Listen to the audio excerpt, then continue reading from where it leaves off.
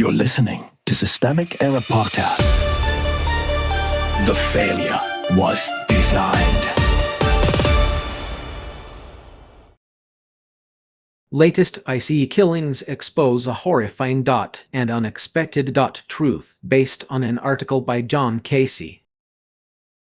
ICE shot first, then the bureaucracy lied.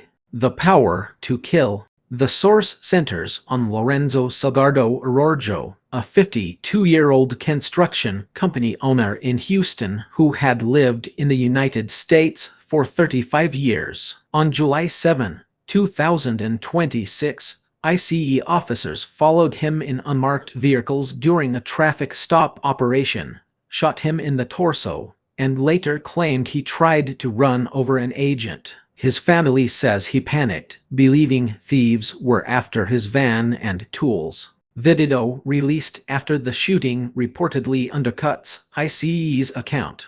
The story behind the story. The important fact is not that ICE says self-defense. The important fact is that ICE had the guns, the vehicles, the masks, the narrative machine, and the authority to turn a morning commute into a fatal encounter. Lorenzo was not even the target of the operation. He was a man trying to get to work. The agency chose the conditions, escalated the confrontation, and then reached for the standard federal violence script to blame the dead man before the facts can move. Misdirection is the point.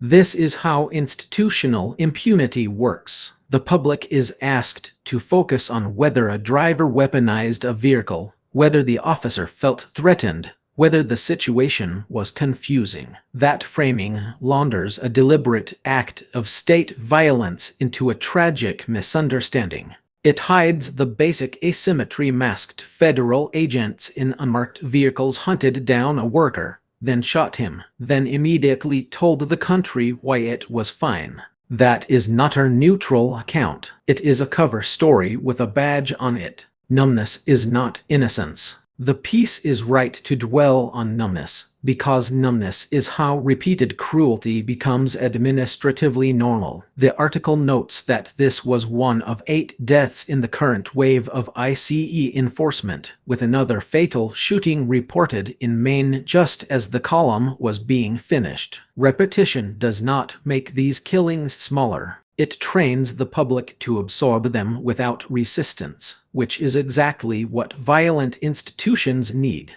The danger is not only that ICE kills, it is that the killings are processed as routine updates, then filed away beneath the next outrage. Abolish ICE.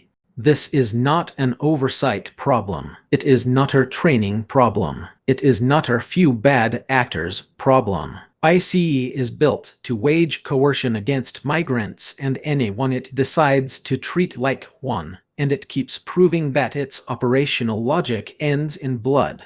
When an agency can kill a father, a business owner, and a longtime resident, then immediately move to self-exonerate, the institution itself is the scandal. ICE should be abolished, not renovated, not reformed, not given another round of public relations cleanup. Abolished. The larger pattern. Lorenzo Salgado Arroyo's death is not an isolated tragedy. It is what happens when the state normalizes masked force, rewards false certainty, and treats migrant lives as disposable enough to lie about after the fact. The deeper pattern is familiar. Power acts first, justifies later, and counts on public fatigue to do the rest. That is the system. The violence is not incidental to it. The violence is how it keeps working.